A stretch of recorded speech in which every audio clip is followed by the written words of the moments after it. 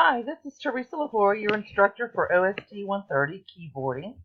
I noticed a lot of the same questions, and I wanted to point out a few things to you. So let's go over a couple things. Um, Beginning with each lesson, at the very beginning, you're going to have several things. You're going to have warm-ups and skill building. What you need to keep in mind as you're doing all of this is your goal to pass this course in addition to what you make on the lessons itself. You also have to pass with typing at least 30 words per minute on a 3-minute timed writing with 5 or less errors. And this is the example of how you'll see that written. 30 words per minute, 3 minutes, 5 or less errors right there. And that is your goal. You have to complete 5 of those by the end of the semester. That grade, in addition to your lesson grades and your documents, is what makes up your total grade. And that's in each lesson, you will have timed writings to do, and it will have this same thing written on the side, but it'll be like 12 words per minute for 1 minute with 3 errors or something like that. I'll see if I can find one of those in a minute and show you. But that's where you should be at that point in the chapter. If you are not typing at that level at that point, you need to practice until you are.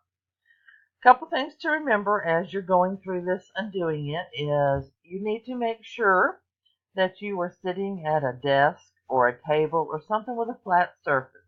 Don't try to do your typing skills while you're lounging in the bed or kick back in a recliner or something. You need to be sitting up straight with your computer keyboard in front of you on a flat surface.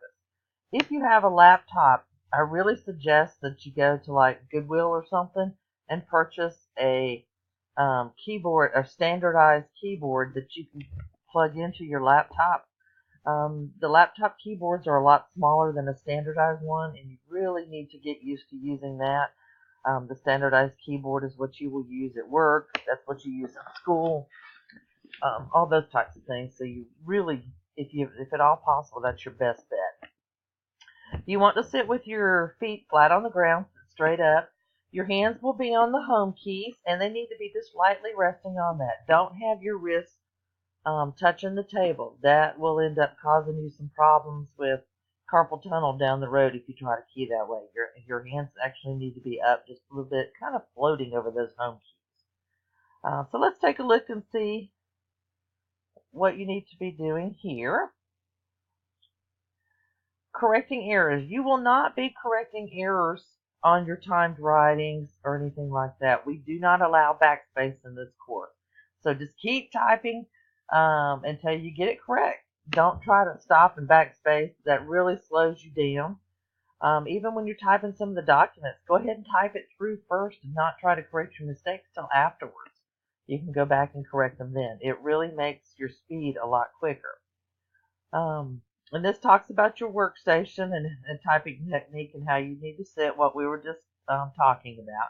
Also, remember when you're typing, there's only one space after a period. If you space twice, which some of us older people still do, it will count it as an error. So it's only one space after a period. And this is how you should be sitting. If at all possible, the keyboard can be there or up on the table, either one. And we have both of those types of desks at the schools. And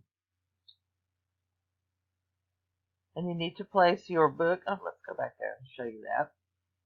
Let me get back there real quick. Wow. Okay. You see how she has her book on a stand? A stand came in your kit, little cardboard stand, and it works just fine with this book.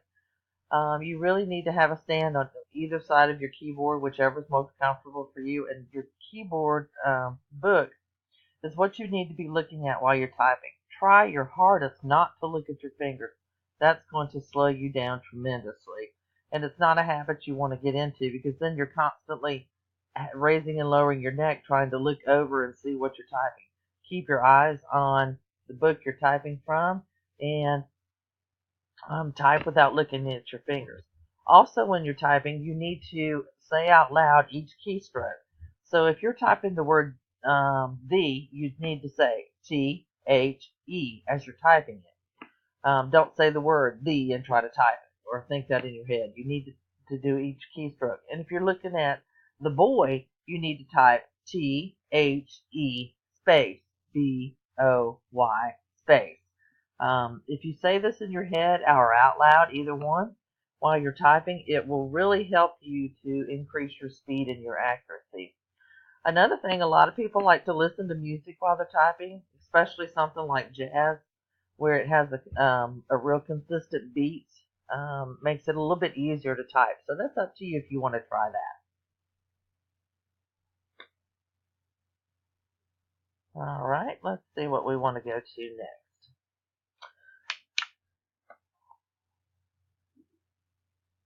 When we start typing on documents later on in the semester, you will need to use this blue pages in your reference manual, and those are in your big book and the little book.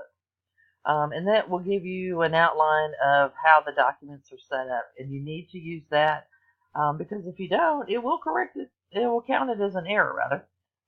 So you have to make sure that you follow these directions closely.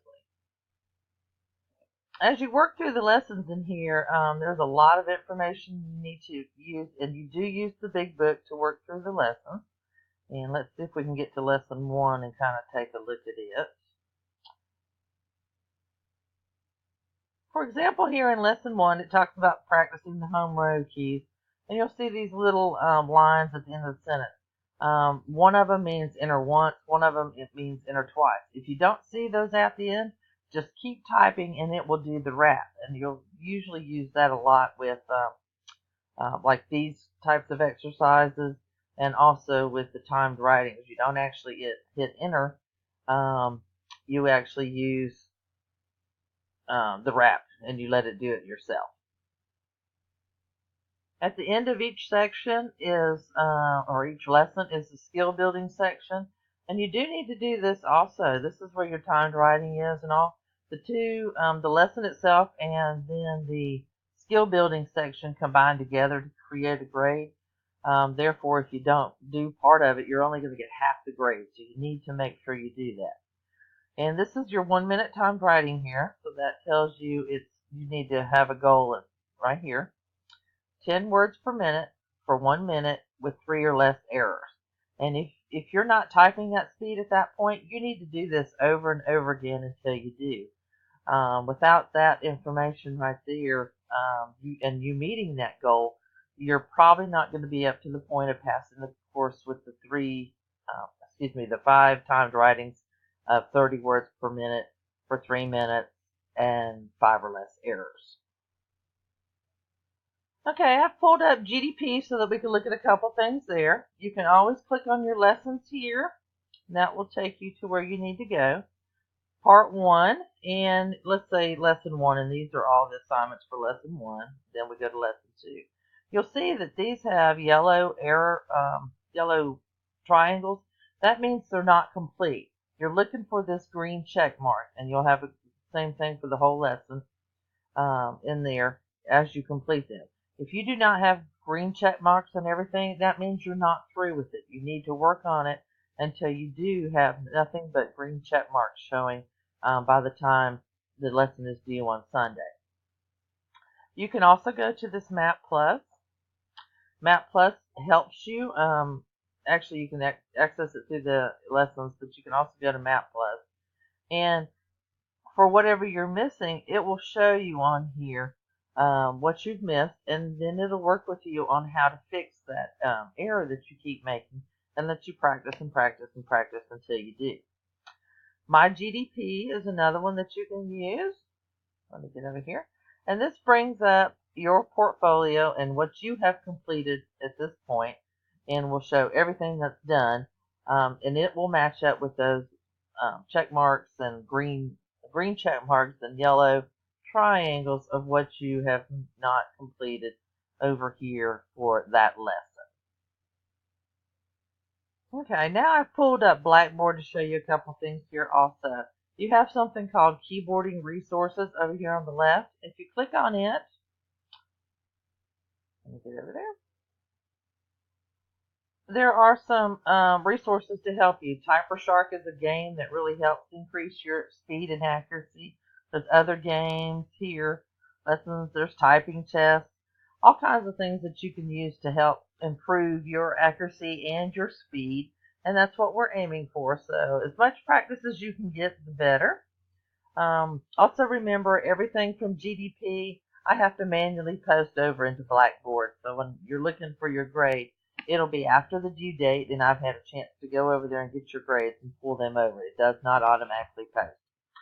Well, I hope this helped, and if you have any questions, please let me know.